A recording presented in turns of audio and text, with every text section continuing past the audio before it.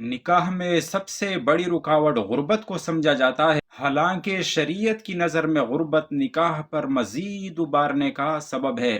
اللہ تعالیٰ کا ارشاد ہے، تم میں جو بے نکاح ہوں ان کا نکاح کر دیا کرو، اور تمہارے غلام اور لونڈیوں میں بھی جو اس لائق ہوں ان کا بھی، اگر وہ مفلس یعنی فقیر ہوں گے تو اللہ تعالیٰ انہیں اپنے فضل سے غنی کر دے گا، اور اللہ تعالیٰ وسعت والا ہے، خوب جاننے والا ہے۔ قرآن کریم کی اس آیت مبارکہ میں وہ شخص جو غربت کی وجہ سے نکاح سے دور بھاگتا ہے، نکاح کی ترغیب ہے، اور اسے یہ امید دلائی گئی ہے کہ نکاح کی برکت سے اللہ تعالیٰ انہیں مالی وسعت یعنی غنا عطا فرمائیں گے۔ پھر یہ مالی وسعت خواہ مال میں ظاہری اور حصی اضافے کے ساتھ ہو، یا اللہ تعالیٰ کم پر قناعت اور صبر کی توفیق عطا فرمائے اور کم مال ہی میں برکت دے کر گزارا آسان بنا دیں۔ چنانچہ لفظ غنا ان دونوں صورتوں کو شامل ہے۔ اس آیت کی تفسیر کرتے ہوئے علامہ آلوسی رحمہ اللہ فرماتے ہیں کہ لوگوں کے ذہن میں اکثر یہ بات ہوتی ہے کہ نکاح کے بعد بیوی اور بچوں ان کے خرچے بڑھنے سے پیسوں کی تنگی کا شکار ہونا پڑتا ہے، اور نکاح سے قبل جو آزادی اور تھوڑی بہت مالی وسعت تھی تو ان خرچوں سے اس مال میں مزید کمی آ جاتی ہے۔ اگر سرے سے مال ہو ہی نہیں تو نکاح کے بعد اور غربت اور فقر و فاقہ میں مزید اضافہ ہو جاتا ہے۔ چنانچہ یہی وہ بنیادی بات ہے جس کی وجہ سے غریب لوگ نکاح سے دور بھاگتے ہیں۔ اسباب کی دنیا میں غریب شخص کا نکاح سے دور بھاگنا بظاہر صحیح بھی معلوم ہوتا ہے، لیکن اللہ تعالیٰ نے اس آیت مبارکہ میں غریب کا نکاح سے دور بھاگنے پر رد فرمایا ہے کہ رزق میں تنگی و اضافہ یہ تو اللہ تعالیٰ کی مرضی پر موقوف ہے۔ کسی کا یہ خیال کہ نکاح نہ کرنے سے مال بڑھتا ہے اور نکاح کرنے سے انسان کو مالی تنگی کا شکار ہونا پڑتا ہے، تو ضروری نہیں کہ ایسا ہی ہو۔ جس بات کو تم مال میں اضافے کا اسے تمہاری غربت میں اضافے کا سبب بنا دے، اور چاہے تو جس نکاح سے تم غربت کی وجہ سے دور بھاگ رہے ہو نکاح کے بعد اس غربت کو تم سے دور کر دے، اللہ کے لیے کوئی مشکل نہیں۔ لہٰذا مالی وسعت اور تنگی یہ تو اللہ کی مرضی پر موقوف ہے۔ ہاں کسی کی نکاح کے بعد بھی مالی وسعت نہ ہو تو اس غربت اور فقر و فاقے کی نسبت نکاح کی طرف نہ کرے، بلکہ یوں سوچے کہ یہ اللہ کی مرضی ہے اور اسی میں میری بہتری ہے، لہٰذا اگر میں نکاح نہ کرتا تو ضروری نہیں کہ یہ غربت ختم ہو جاتی، بلکہ عین ممکن ہے یہ جو کچھ تھوڑا بہت مل رہا ہے یہ بھی اللہ تعالیٰ مجھے بیوی اور بچوں کی کفالت کی وجہ سے دے رہے ہیں، کیونکہ ان کی مالی کفالت کا اللہ تعالیٰ نے مجھے ذمہ دار بنایا ہے۔ لہٰذا اگر نکاح نہ کرتا تو عین ممکن ہے کہ یہ جو کچھ تھوڑا بہت ہے وہ بھی نہ ہوتا۔ بہت سی روایتیں ایسی ہیں جن میں نکاح پر مالداری و تمنگری کا وعدہ ہے۔ حضرت ابو ہریرہ رضی اللہ تعالیٰ عنہ سے روایت ہے کہ رسول اللہ صلی اللہ علیہ وسلم نے فرمایا کہ 3 آدمی وہ ہیں جن کی مدد اللہ تعالیٰ پر واجب ہے، یعنی جن کی مدد اللہ تعالیٰ نے اپنے اوپر خود واجب کر لی ہے۔ وہ نکاح کرنے والا شخص جس کا مقصد نکاح سے خود کو بے حیائی سے بچانا ہو، دوسرا وہ غلام جو غلامی کے توق سے آزادی کی خاطر عقد مخاطب مالک سے ایک خاص قسم کا مالی عقد کر کے آزاد ہونا چاہتا ہو، تیسرا وہ مجاہد جو اللہ تعالیٰ کے راستے میں جہاد کر رہا ہو۔ حضرت جابر رضی اللہ تعالیٰ عنہ سے روایت ہے کہ رسول اللہ صلی اللہ علیہ وسلم کے پاس ایک شخص حاضر ہوا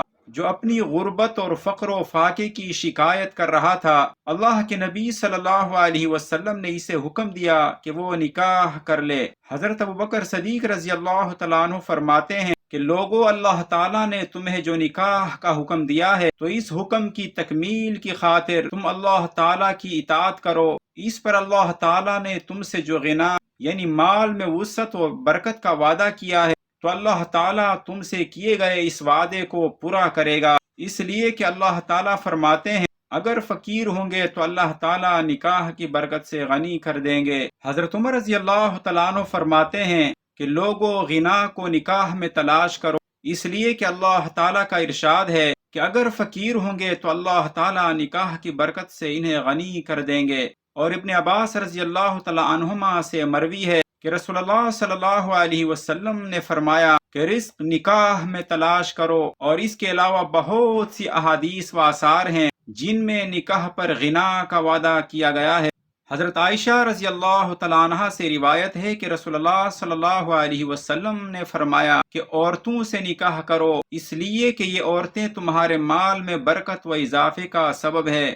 علامہ عبدالرؤف مناوی رحمہ اللہ اس حدیث کی تشریح کرتے ہوئے فرماتے ہیں کہ رزق کی تنگی و وسعت کا مدار اہل و عیال کی کثرت و قلت پر ہوتا ہے، اور جس پر جتنی ذمہ داریاں ہوتی ہیں اللہ تعالیٰ کی مدد بھی اس پر اسی حساب سے نازل ہوتی ہیں۔ لہٰذا جو شخص اخروی مقاصد کی غرض سے نکاح کرے، مثلا اس کا مقصد نکاح سے امت کی تعداد بڑھانا ہو، نہ کہ محض خواہش نفسانی پورا کرنا، تو اللہ تعالیٰ ان کے لیے ایسی جگہوں سے رزق کا انتظام فرمائیں گے کہ جہاں سے اس کو گمان بھی نہ ہوگا۔ ایک شخص نے رسول اللہ صلی اللہ علیہ وسلم سے غربت کی شکایت کی تو آپ صلی اللہ علیہ وسلم نے اسے فرمایا، نکاح کو لازم پکڑو۔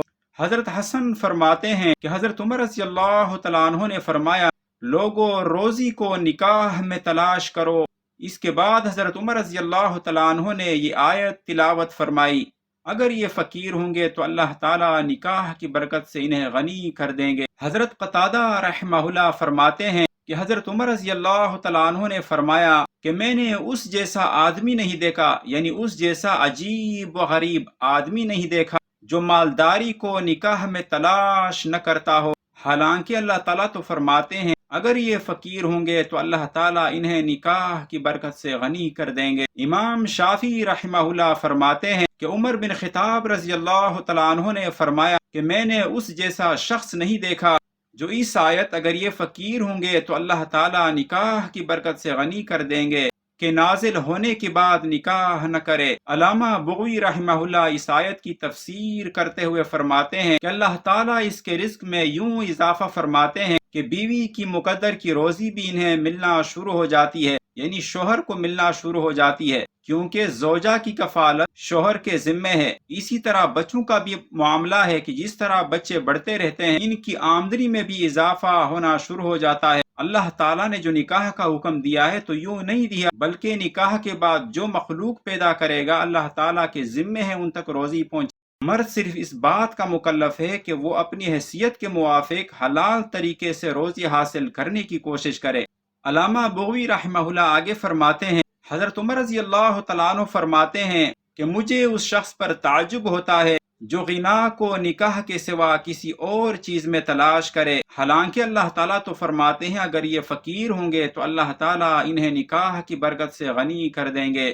ایوب فرماتے ہیں کہ ابو قلابہ مجھے کاروبار، جائیداد اور مال بڑھانے کے دوسرے طریقوں سے اللہ تعالیٰ کا فضل یعنی روزی کی تلاش پر ابھارا کرتے تھے۔ اس کے برعکس محمد غالباً ابن سیرین رحمہ اللہ اس سے مراد ہیں مجھے نکاح کی ترغیب دیا کرتے تھے۔ دور نبوت میں ایک مفلس ترین صحابی کی نکاح کی ایک عجیب مثال ہے کہ رسول اللہ صلی اللہ علیہ وسلم نے ایک غریب شخص کی نکاح کا انتظام کیسے فرمایا، سنیے۔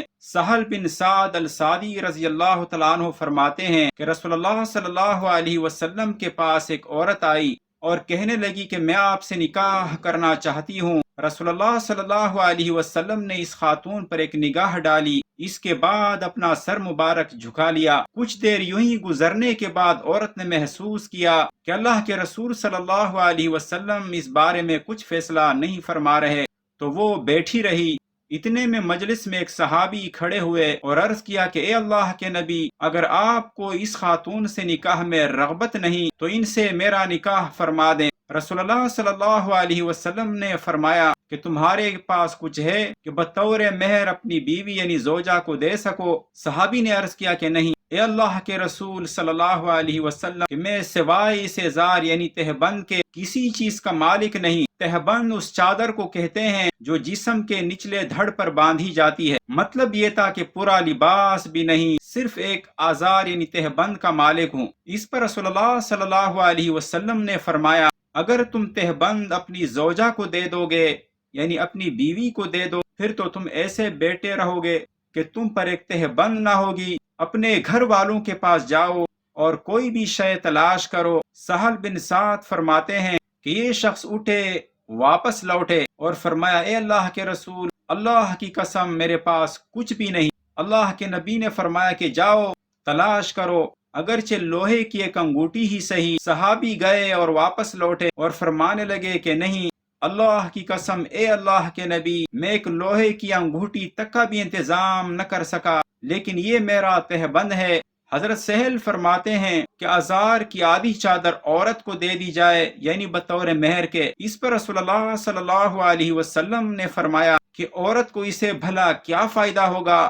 اگر یہ چادر تم پہنو گے تو اس عورت پر کیا ہوگا، اور اگر یہ پہنے گی تو تم پر کیا ہوگا؟ وہ صحابی اس مجلس میں بیٹھ گئے، یہاں تک کہ جب بہت دیر گزر گئی تو واپس تشریف لے گئے، یعنی مایوس ہو گئے۔ رسول اللہ صلی اللہ علیہ وسلم نے جب انہیں جاتا ہوا دیکھا تو کسی کو حکم دیا کہ انہیں بلا کر لائے۔ چنانچہ وہ صحابی جب دوبارہ لوٹے تو اللہ کے نبی صلی اللہ علیہ وسلم نے اسے فرمایا کہ تمہیں قرآن سے کچھ یاد ہے؟ اس پر صحابی نے کچھ سورتیں گنوائی کہ فلاں فلاں سورتیں یاد ہیں۔ آپ صلی اللہ علیہ وسلم نے فرمایا کہ ان سورتوں کو تم زبانی پڑھ سکتے ہو؟ صحابی نے عرض کیا جی ہاں۔ رسول اللہ صلی اللہ علیہ وسلم نے فرمایا ہم نے تمہارا نکاح اس عورت سے اس قرآن کے بدلے کر دیا جو تمہیں یاد ہے، یعنی جتنی صورتیں یاد ہیں زوجہ کو بھی ان کی تعلیم دے دینا۔ رسول اللہ صلی اللہ علیہ وسلم نے ایسے غریب صحابی کی بھی، جو آج کل غربت نکاح میں سب سے بڑی رکاوٹ سمجھی جاتی ہے، اس غریب شخص کی نکاح کا بھی انتظام فرما دیا۔ ان کے پاس پورا لباس بھی نہیں تھا کہ جس اپنا جسم ڈھک سکے، پھر بھی رسول اللہ صلی اللہ علیہ وسلم نے اس کا نکاح کر دیا۔ اللہ کے رسول صلی اللہ علیہ وسلم نے اس غریب صحابی کی کوئی حوصلہ شکنی نہیں فرمائی۔ اللہ کے رسول صلی اللہ علیہ وسلم نے اتنا بھی نہیں فرمایا کہ تمہارے پاس ہے کیا، جب 1 روپیہ جیب میں نہیں بلکہ پورا لباس بھی جسم پر نہیں، تو ایسی غربت و بے روزگاری میں تمہیں شادی کا کیا شوق پیدا ہو رہا ہے؟ کوئی حوصلہ شکنی نہیں فرمائی۔ ایک مرتبہ رسول اللہ صلی اللہ علیہ وسلم کے پاس ایک شخص سوال کی غرض سے آیا۔ آپ صلی اللہ علیہ وسلم نے فرمایا کہ تمہارے پاس کیا کچھ موجود ہے؟ وہ صحابی پیالہ اٹھا لائے کہ میری کل کائنات یہی ایک برتن ہے۔ آپ صلی اللہ علیہ وسلم نے اسے نیلام کرنا شروع کر دیا۔ اسی مجلس میں اسے 2 درہم میں فروخت کر دیا اور صحابی سے فرمایا کہ جاؤ 1 درہم سے فی الحال بیوی بچوں کے کھلانے پلانے کا انتظام کرو اور دوسرے سے کلہاڑی خرید کر لاؤ۔ صحابی بازار گئے اور کلہاڑی خرید کر حاضر خدمت ہوئے۔ آپ صلی اللہ علیہ وسلم نے اس میں دستے کو جوڑتے ہوئے فرمایا کہ اب جاؤ اور جنگل سے لکڑیاں کاٹ کر فروخت کرنا شروع کرو، یعنی اپنی بیوی بچوں کا پیٹ پالو اور کسی کے سامنے ہاتھ نہ پھیلاؤ۔ ذرا دیکھیے تو صحیح، ان صحابی کے پاس ایک پیالہ تو تھا، اس پیالے کو بیچ کر اس نے لکڑیوں کا کاروبار شروع کر دیا۔ نکاح کیا، اس کے پاس تو ایک پیالہ بھی نہ تھا، لیکن پھر بھی رسول اللہ صلی اللہ علیہ وسلم نے اس صحابی کی کچھ حوصلہ شکنی نہیں فرمائی۔ اللہ کے رسول صلی اللہ علیہ وسلم نے یہ بھی نہ سوچا کہ اس کے پاس خود کھانے کے لیے کچھ نہیں، بیوی کے بعد بچے، تو یہ کیسے انتظام کرے گا کھانے پینے کا؟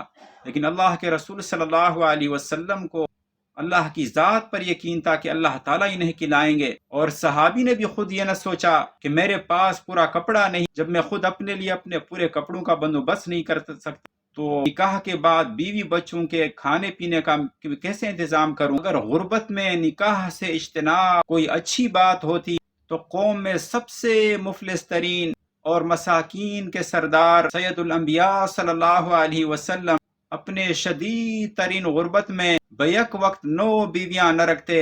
وہی نے انہیں بتایا کہ غربت کے خوف سے نکاح سے دور نہ بھاگو، کیونکہ اللہ تعالیٰ فرماتے ہیں اگر فقیر ہوں گے تو اللہ تعالیٰ نکاح کی برکت سے غنی کر دیں گے۔ حضرت عمر رضی اللہ تعالیٰ عنہ فرماتے ہیں کہ اللہ کی قسم مجھے کسی عورت سے نہ تو نکاح کی حاجت ہوتی ہے اور نہ ہی بیوی سے جماع میں رغبت، مگر اس کے باوجود بھی میں اسے نکاح کر لیتا ہوں اور خود کو جماع پر آمادہ کرتا ہوں تاکہ میرے ذریعے اللہ تعالیٰ کثرت سے اولاد پیدا فرمائے کہ جن کی کثرت خود میرے اور آپ صلی اللہ علیہ وسلم کے لیے باعث افتخار ہو سکے۔ یہ اس غریب کے زبان سے نکلے ہوئے الفاظ ہیں کہ مسجد میں جب خطبے کے لیے قیام کرتا تو اس کے کپڑوں پر لگے ہوئے پیوند کا ہر شخص بآسانی مشاہدہ کرتا تھا۔ عبداللہ بن مسعود رضی اللہ تعالیٰ عنہ فرماتے ہیں کہ اے لوگو، جس نے مال تلاش کرنا ہو تو وہ نکاح میں تلاش کرے، کیونکہ اللہ تعالیٰ فرماتے ہیں اگر فقیر ہوں گے تو اللہ تعالیٰ نکاح کی برکت سے غنی کر